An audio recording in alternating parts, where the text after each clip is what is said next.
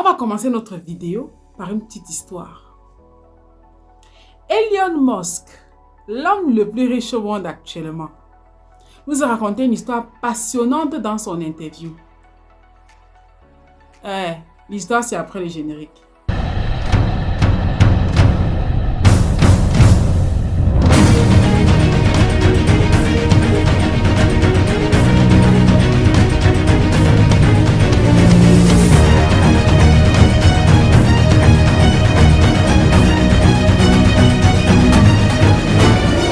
On parle d'argent, on parle de business, on parle d'argent, on parle de challenge, on parle d'argent, on parle de difficultés, on parle d'argent, on parle de tout ce qui peut booster ton mindset.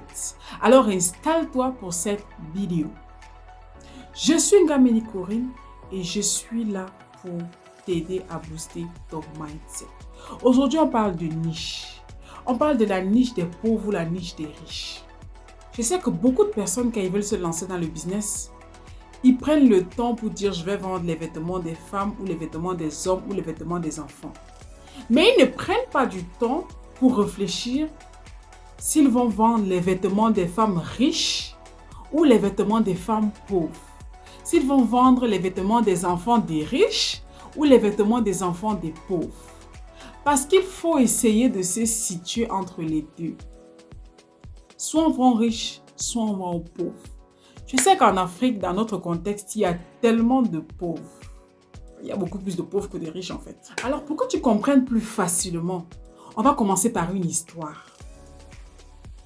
L'homme le plus riche au monde actuellement, Elon Musk, dans une interview, on lui demande quelle était votre activité la plus difficile? Quelle activité vous a challengé dans le monde de l'entrepreneuriat? Alors Elon Musk va nous dire que l'activité qu'il a le plus challengé, c'est Tesla. Tesla, son usine de vente de véhicules. Alors, comment un génie de l'informatique peut dire que petite usine, petite fabrication de voitures est son activité qu'il a le plus challengé? Parce qu'il fabrique des fusées, il fabrique toutes sortes de gadgets, il fabrique même des robots, des robots humains.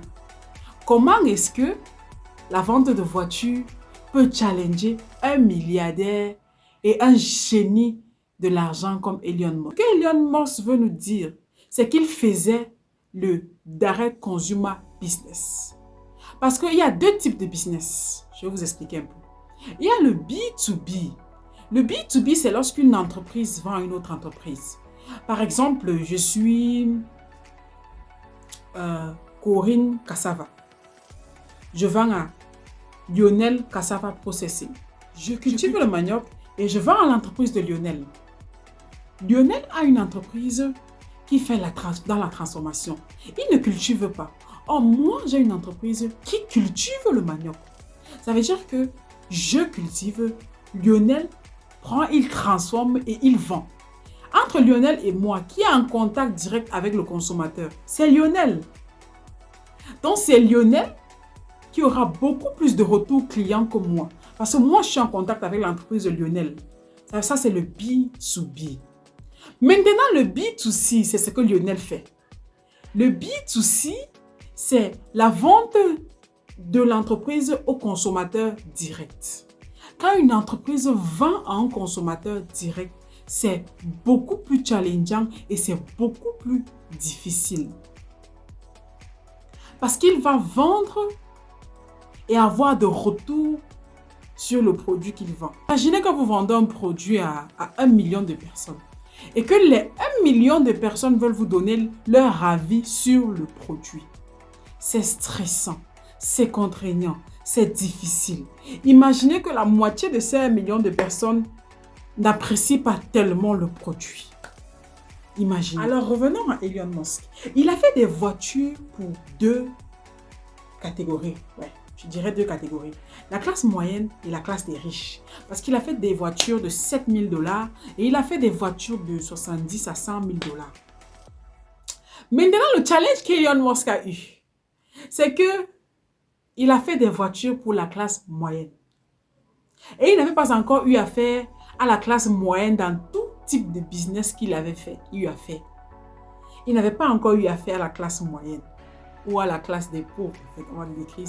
Par exemple, s'il a économisé 15 ans pour avoir les 7 000 $, il estime que le produit que toi, tu dois lui vendre doit être un produit qui doit lui satisfaire pendant les 15 ans aussi. Mais c'est pas possible.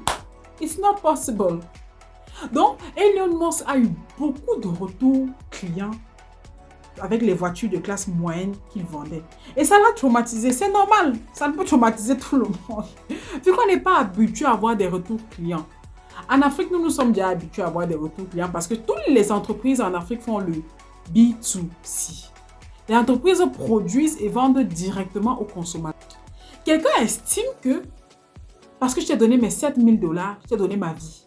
Alors, s'il y a n'importe quel bobo sur la voiture, donc il y a toujours des erreurs de fabrication sur les voitures, les gars. Ça peut être sur la clim, ça peut être sur, je sais pas trop, sur l'ampoule de la voiture.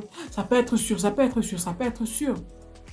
Mais le pauvre ne va pas comprendre cela parce qu'il estime qu'il t'a rendu riche avec ces 7 000 $. Donc, Elon Musk a trouvé les pauvres en face de lui et il a compris que ce n'est pas facile. Il a compris que c'est très difficile. Par contre, le riche, je prends un exemple sur le riche.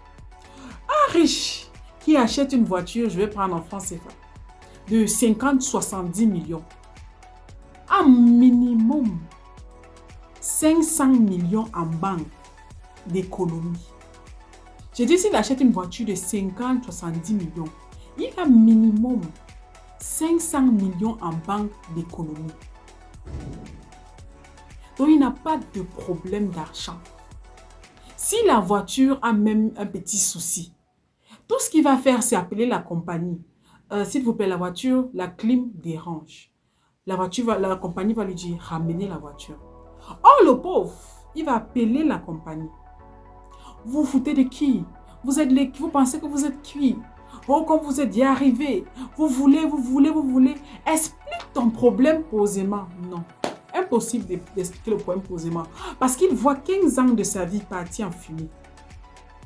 Parce qu'il voit 15 ans de sa vie en train d'être englouti par une voiture dont la clim a un problème, un petit souci qui peut être réglé.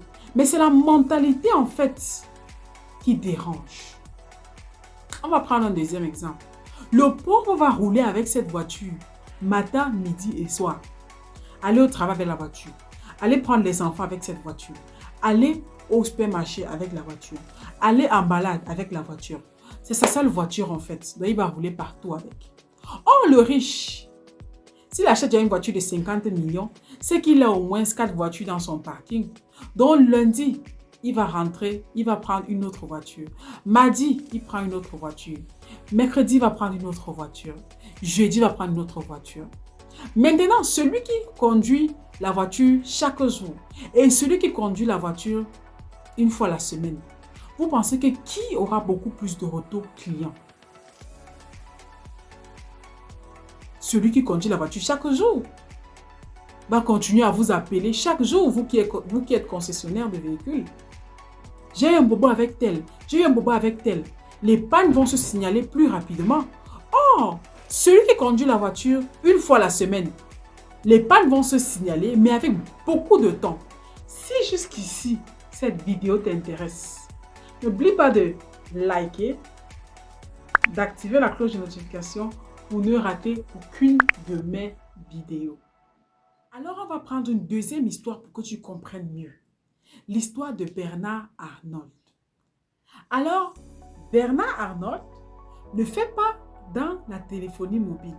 Il ne fait pas dans les TIC. Mais il fait dans les cosmétiques de luxe. Il fait dans les produits de luxe.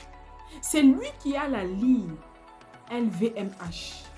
Louis Vuitton, Moet Hennessy. Alors, je vais te dire un secret. Ce monsieur a été classé comme l'homme le plus riche au monde de janvier à juin 2023. En vendant quoi? Les cosmétiques de luxe. Nous, on nous a toujours dit que les gens les plus riches au monde sont ceux qui font dans les TIC, l'intelligence artificielle, les produits du futur. Mais là, voilà un monsieur qui fait dans les cosmétiques de luxe, qui a été classé l'homme le plus riche au monde. Il a déclassé Elon Musk de janvier à juin 2023. Et il vend quoi? Ce que je veux que tu captes, c'est ce qu'il vend. Il vend quoi? Les cosmétiques de luxe. Il vend quoi? Les produits de luxe. Les champagnes de luxe, les vins de luxe. Il vend à qui? Sa niche, c'est quoi? Il vend aux riches.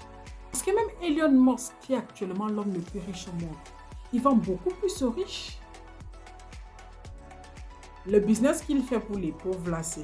Les voitures qu'ils font pour les pauvres, là, c'est juste comme ça. Hein? Mais voilà un monsieur, Bernard Arnault, qui vend des cosmétiques, il vend des huiles, il coud des vêtements, il vend des parfums, il vend des champagnes pour les riches. Et il a été classé l'homme le plus riche de la planète. Ça ne vous inspire pas? Ça ne vous dit pas déjà dans quelle niche il faut vous lancer? Les gars, il faut vous lancer. La niche là, il y a l'argent là-bas. Il y a l'argent là-bas.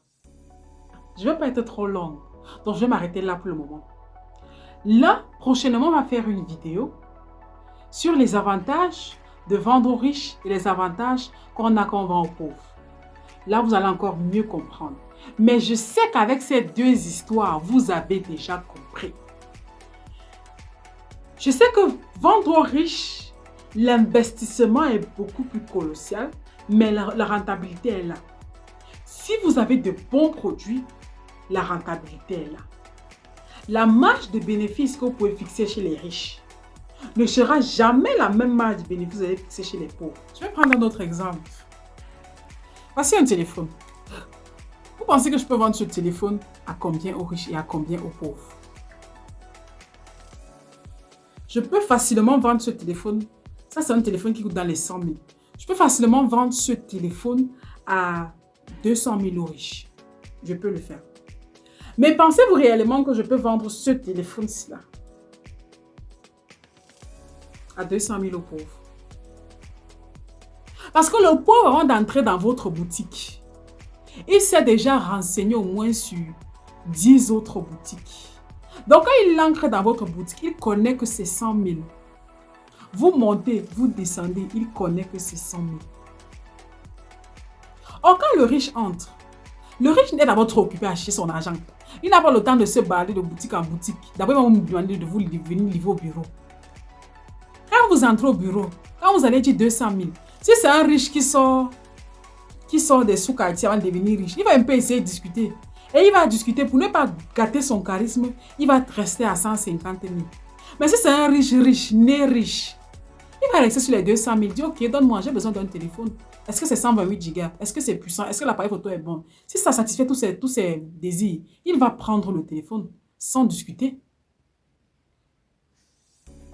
Il prendra le téléphone sans discuter. Donc, voilà à peu près ce que je voulais vous faire que tu as réellement compris. Quelle niche choisir? Quelle catégorie de personnes choisir? Sur ce, je t'attends en commentaire. Abonne-toi à ma chaîne pour ne rater aucune de mes vidéos.